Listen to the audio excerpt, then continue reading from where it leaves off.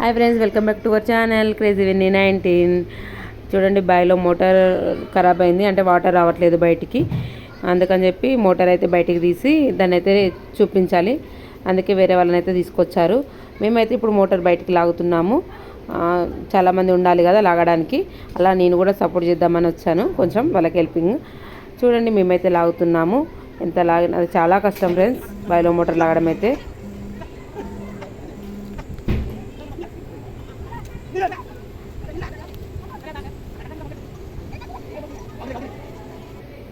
మొత్తానికి అయితే బయటకు వచ్చేసింది.